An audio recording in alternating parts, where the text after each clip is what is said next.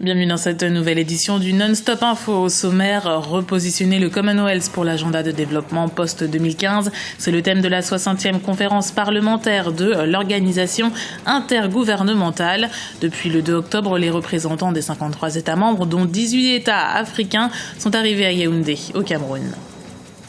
L'épidémie sans précédent d'Ebola pose la question de l'efficacité des systèmes sanitaires sur le continent. L'Organisation mondiale de la santé a publié un dernier bilan. Le 3 octobre, il faisait état de 3439 victimes. Et puis, découverte des bas-reliefs inscrits sur les flancs des royaumes d'Abomey au Bénin en fin d'édition. Authentiques témoignages des rois et de leurs époques. Ils sont rénovés par les gestionnaires du patrimoine. Le Cameroun reçoit donc du 2 au 10 octobre les travaux de la 60e conférence parlementaire du Commonwealth. Près de 800 représentants des 53 États membres de l'organisation intergouvernementale siégeront pour l'occasion à Yaoundé, capitale du Cameroun. Une vingtaine de pays africains et membres de l'organisation symboliquement dirigée par le Royaume-Uni. Mais plutôt que sa mission politique, le Commonwealth promeut également la culture, comme nous l'explique Jules Assoumou, spécialiste linguistique.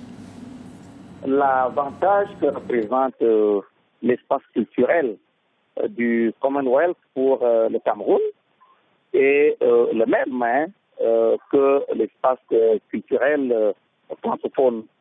Il s'agit d'abord d'un espace d'échange. Vous savez, la culture est une richesse et il y a un phénomène essentiel dans la mondialisation, c'est l'endogénéisation des pratiques culturelles. Le Cameroun a besoin de s'approprier les valeurs des autres. Quelques jours après l'audience de confirmation des charges de l'ancien ministre ivoirien Charles Blé Goudé face aux instances de la Cour pénale internationale, une question reste en suspens. L'ancien ministre de la Jeunesse doit-il être jugé en Côte d'Ivoire ou aux Pays-Bas? Son avocat ne peut pas envisager un procès hors de son pays d'origine. Les explications de Marina Vanier. Au lendemain de l'audience de confirmation des charges de l'Ivoirien Charles Blé Goudé, sa défense relance les discussions sur son procès à La Haye et non dans son pays. L'ex-leader des Jeunes Patriotes est poursuivi pour 4 chefs d'accusation de crimes contre l'humanité commis entre décembre 2010 et avril 2011.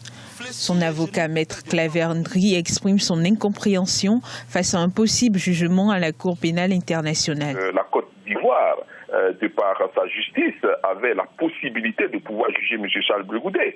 Ce que je dis n'est pas contraire en fait à ce que le gouvernement même révèle, puisque le gouvernement a écrit à la CPI pour dire qu'il entendait juger l'ex-première dame, Mme Simone et Yves Gbagbo.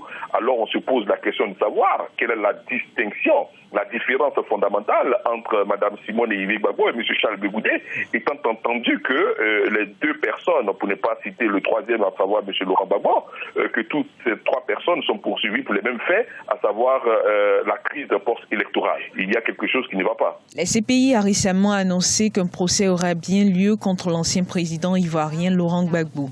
Le 29 septembre, la procureure Fatou Bensouda a rappelé que d'autres affaires pourraient être présentées devant la CPI sans traitement de faveur et quel que soit le bord ou l'appartenance des auteurs des crimes. Une façon de rappeler que la CPI n'est pas une tribune politique, mais un tribunal. Malheureusement, la politique est venue entrer dans le prétoire. Nous pensons que pour la paix en Côte d'Ivoire, il était important que la justice ivoirienne, qui connaît mieux le dossier, puisse juger ses propres enfants au lieu de les déporter sur d'autres cieux, afin que des juges qui ne sont pas à même de connaître véritablement nos réalités puissent connaître de leur sort. Il faudra attendre environ 2 mois pour savoir le sort de Blé Goudé devant la CPI.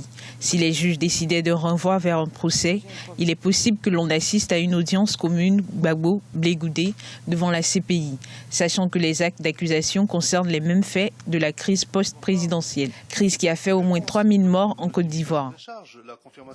3439 morts, c'est le nombre de victimes du virus Ebola recensé en Afrique de l'Ouest par l'Organisation mondiale de la santé et la rapidité historique avec laquelle s'est propagée l'épidémie repérée il y a 7 mois a montré la fragilité des infrastructures sanitaires du continent. La question de la santé pour tous, ainsi que celle de la qualité des services, est plus omniprésente que jamais. Anan Faro. 3439 victimes, voilà le bilan de l'épidémie d'Ebola publié ce vendredi par l'Organisation mondiale de la santé. L'hécatombe qui touche 5 pays du continent met en avant la problématique de la fragilité des infrastructures sanitaires qui refait surface. Les chefs d'État se penchent sur la question pour endiguer l'avancée meurtrière du virus. L'arrêt de l'épidémie, le relèvement pour répondre à l'impact et le renforcement des infrastructures et des systèmes de santé des 3 États s'avère indispensable. Il est évident que quand Ebola sera vaincu, et j'espère bientôt, il y aura d'autres épidémies, voire des pandémies qui exigent que nous soyons mieux préparés cette fois. Assurer la gestion rapide des pandémies, c'est l'objectif affiché. Avant cela, l'absence de médecins spécialisés dans les services de santé reste préoccupante. Exemple au Burkina Faso où exercent seulement 2500 médecins pour plus de 16 millions d'habitants. La cherté des services de santé est également un frein au développement du secteur. Les frais de consultation restent suffisamment élevés et je pense qu'il y a beaucoup d'efforts à faire au niveau du gouvernement pour permettre à la grande majorité de la population d'avoir cet accès à la santé. L'accès à la santé des populations, le pari n'est pas encore gagné par les gouvernements africains. Sur le continent, on compte seulement 2 médecins pour 10 000 habitants, mais les progrès sont considérables. Le taux de mortalité infantile a diminué, passant de 220 à 45 décès pour 1000 naissances. L'armée somalienne, épaulée par la force mandatée par l'Union africaine, repousse une nouvelle fois les islamistes Chebab. Les forces militaires ont repris le port de Baraoué des mains des terroristes dans la journée de dimanche. La ville abritait un port situé à 200 km de la capitale Mogadiscio, une source de financement capitale pour les Chebab qui, grâce à l'exportation du charbon vers les pays du Golfe, récoltaient 25 millions de dollars chaque année. Écoutons l'analyse de notre éditorialiste Lucien Pambou. La reprise du port de Baraoué par la coalition de l'armée somalienne et la MISOM est une victoire. Et cette victoire montre qu'une coordination entre les forces de l'Union africaine et les forces somaliennes constitue un point important dans l'éradication éventuelle des Chebab. Néanmoins, peut-on dire que cette coalition va mettre fin à la disparition ici des Chebab? C'est une victoire de moyen terme. Encore faut-il que cette AMISOM et l'armée somalienne consolident leur position pour empêcher un retour éventuel des Chebab. Transmettre l'histoire de la culture fon à travers l'architecture, c'est le rôle que jouent les bas-reliefs sculptés sur les murs des royaumes d'Abomey au Bénin. Ils retracent les épopées des monarques disparus, leurs croyances et leurs devises. Et pour éviter qu'ils ne s'abîment ou ne disparaissent, les gestionnaires du patrimoine s'emploient à tout faire pour les entretenir. Reportage de notre correspondante au Bénin, Chérélio Watawema. Il relate les temps forts de l'histoire du royaume du Dahomey, l'un des plus puissants de l'Afrique de l'Ouest. Ils illustrent les proverbes de la culture fon. Les bas-reliefs sculptés et colorés qui décorent les murs des palais royaux d'Abomey dépeignent les victoires militaires et l'histoire des Fons, un peuple vivant au sud du Bénin. Point d'attraction pour les touristes, ces vestiges datent des années 1700. À Abomey, capitale historique du pays, quelques familles sont habilitées à façonner et interpréter les bas-reliefs. La famille Fondoran est l'une d'entre elles et s'applique à transmettre aux natifs de la région leur signification. C'est un carnassier, ça symbolise son invincibilité sur les ennemis, puisqu'il disait que un carnassier ne se noie jamais sur les rives, si bien que n'importe quelle guerre interne ou externe qu'il accueillait, il est toujours sauvé de ça. Donc il y a le carnassier, comme vous voyez partout. Fabriqués à base d'argile et de cire, les bas-reliefs se sont détériorés au fil des ans. La transformation des palais royaux de Guézo et de Glélé, anciens monarques du royaume du Dahomey, en musée, remonte à 1943.